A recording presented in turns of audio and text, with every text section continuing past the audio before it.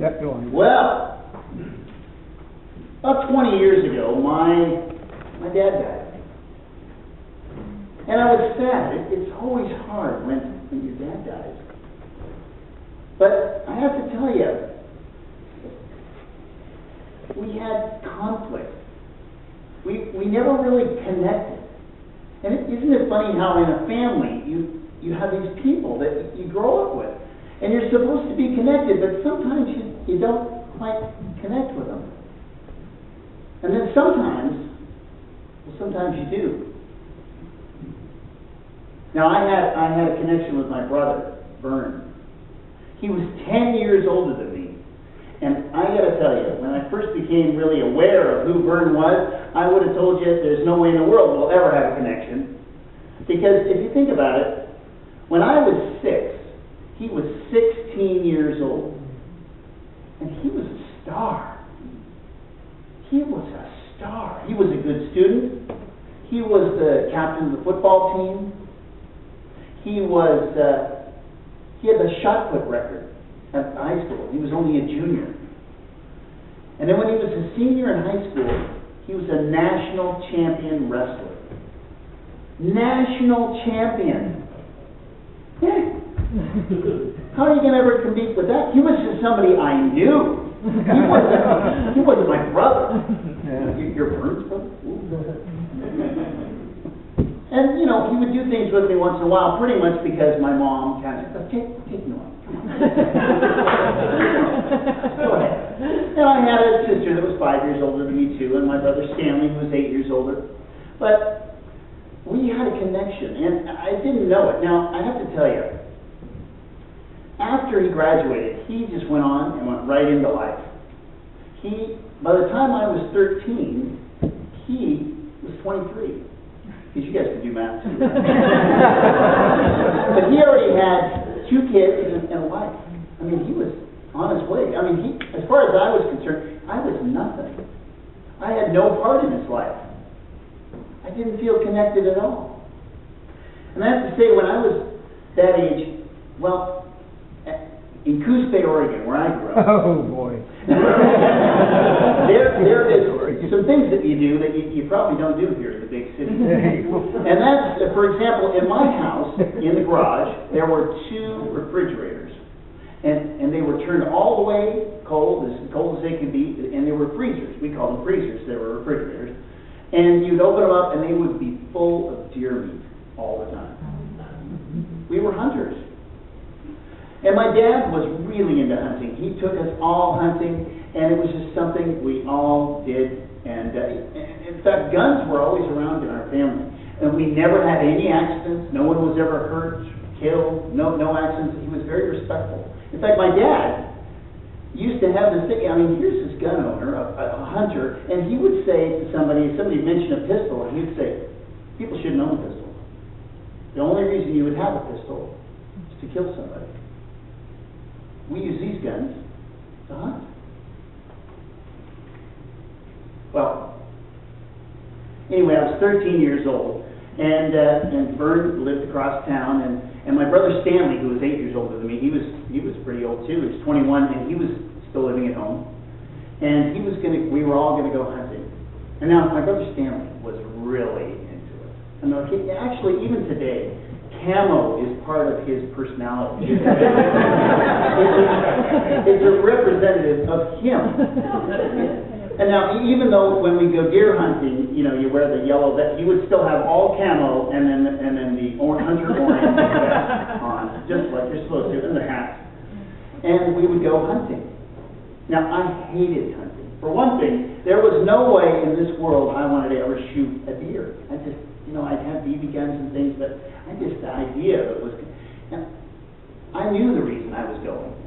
I was 13 now, and that means I could have a hunting license. And so instead of getting 3 deer, like we had, now we can get 4 deer. So I had to go. And so we would get like I said, we would get 4 deer, and we had gone quite a few times this year, and we hadn't gotten a deer. And I knew that first one, my tag was going on that, and I was done. I was done for the year. My tag would be used, but we said. So this one morning, and I got to tell you, that connection thing, no connection with it. No connection. I seemed like I was a foreigner in their land the whole time. But I can tell you the exact day that I discovered that connection with my brother, and this is what happened. And we got up at the normal time when you go hunting, even if you live in Coos Bay, when you can drive for 20 minutes and be completely out of town, you get up at 4 o'clock. Get up at 4 o'clock in the morning, and I would wake up, and I would just dress in what I was going to wear the next day. Like I'd have sweats and 2 pairs of pants on, and jackets.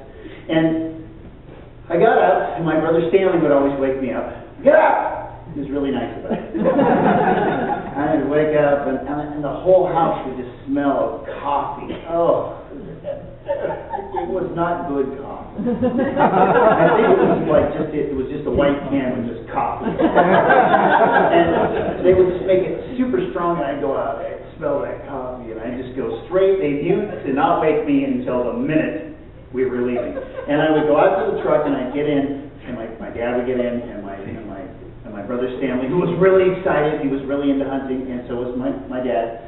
We would get in, and we would drive over to Burns, pick him up, and he would get in. So now we have 4 of us in the truck, and I'm sort of by far the smallest. I'm 13 years old, for God's sake.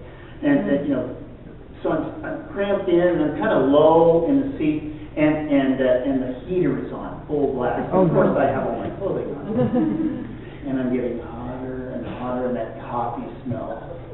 It's 4 in the morning. Yeah. I'm still sleepy. We're driving up these windy roads. Oh, no. We've got the country music on. You can't hardly hear it. And then my dad, of course, because we're hunting, we have to smoke a cigar. No. And I would start feeling a little green. Yeah, I think we're almost there.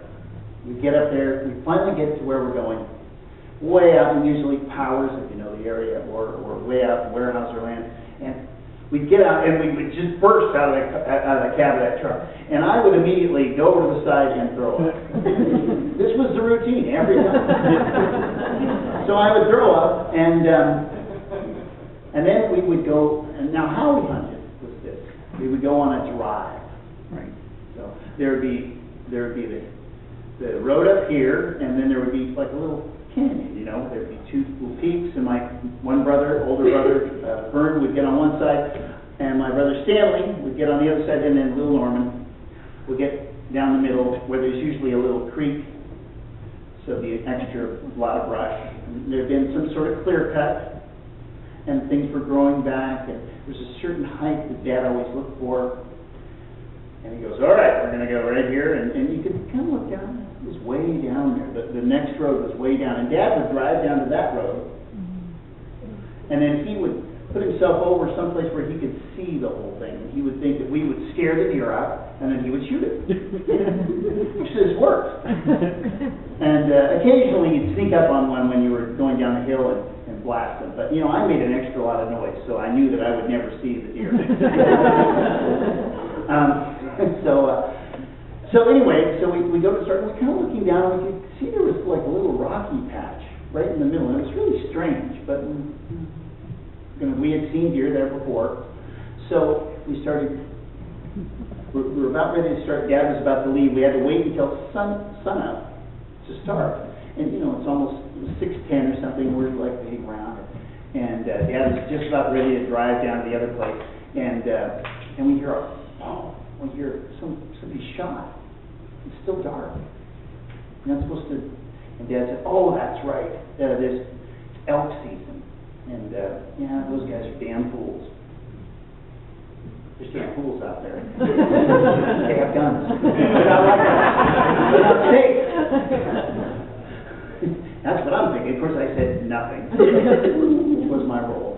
And then, so my dad leaves, he gets down there, and then, you can kind of see him barely down at the bottom, and you figure, give him a few minutes, and the sun comes up, and then my brother, look over to Vern, and Vern nods. And we start going down the hill. We make our way down, and I'm trying to be good, I'm making sure that I'm right between them the whole time, but occasionally, I'll stop and I'll look at, oh, there's some rocks here. Put the gun down. Be very careful. Always make sure, kept checking the safety about every 5 seconds, actually. Safety on, safety on, safety on. And so I would go down and oh, see a squirrel. Oh, look at that. Oh, isn't that wonderful? I realized I was way behind. I'd have to kind of run for a while, and I'd trip and fall, and I'd always end up with a skinned knee, and I'd always slide, and my pants would get all muddy. This was just like the day. It would always happen that way. We're going along, and finally I realized I'm right between them again. I'm making my way down. I'm being very careful and respectful. I'm acting like I'm hunting. I'm looking for, not rocks, I'm looking for what was a deer, right. I'm looking along, wandering. So we get to that clearing where there's all those rocks, and it looked just like a small patch, but it was actually pretty far to get across. And we started walking on it, and it was kind of hard to walk. They were all loose rocks, and I don't even know why they were there. Must have been part of the logging operation or something. But we're kind of walking across there. We're all three in the clear. We can see each other perfectly well. And then all of a sudden, to the left, above my brother, Vern, you hear just this thunder. I mean, it just, wow. Like the rocks are getting, like somebody's throwing rocks all over, or a truck is coming over, and then you see these horns. Huge racks of horns coming over slowly. Not like deer bounding along. These are slow movers. A whole herd of elk starts coming down the hill. And I'm thinking, first thing I thought of was run. I'm getting out of there. You know, I have seen the documentary. I've watched Mutual of Omaha. You do that to me. But my brother was calm. And I knew, be cool, act like your brother. This is a star. So I watched, and we walked along, and pretty soon, they were almost to my brother, and he just says, and he crouches down. And he looks at me and he tells me to crouch down. So we're all crouched down, and they just started going all around him. He was surrounded by this herd of elk, and there must have been at least 30 of them. I mean, really a lot of elk. And they were all around him, and they were huge. Walking along, and it was so loud. Oh, that was loud. I was just shaking. Pretty soon they were right next to me, and I could have touched them. And I remember looking down and watching them hit the rocks right next to me with their huge hooves and these giant animals. And you could hear their breath. You'd see kind of steam on them from the morning dew. And they just went by me, and it seemed like it took forever. Scary, but wonderful. They were past me, and then they were past my brother Stanley. And then we just looked at each other and burned up. We continued down the hill.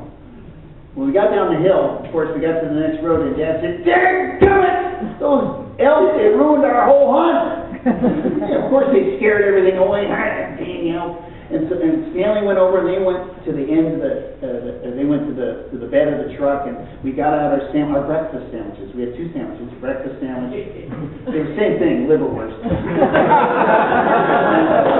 And lots of Grey Poupon mustard. So you could taste the liverwurst. And so I got my breakfast sandwich. And they were all talking about where they were going to go next, those dang elk, and I could tell. They were connected. They were into it. I didn't care. So I went around to the front of the truck, and I sat down. I got my sandwich out, and then I started to empty my pockets of all my rocks. I mean, I had them everywhere. And I started looking at the rocks. Red, blue, white streak. And next thing you know, my brother Burns right next to me says, "Hey. Yeah." He goes, "That's pretty neat, wasn't it?" I said, "Yeah." He goes, "So what'd you get?" He says, "This is what I got." And at that moment, I I knew we were connected. And for the rest of his life, until he died 5 years ago, he was with me. We were connected. He was like a second father to me. And when I think about it now, I guess we're still connected. And that's my story.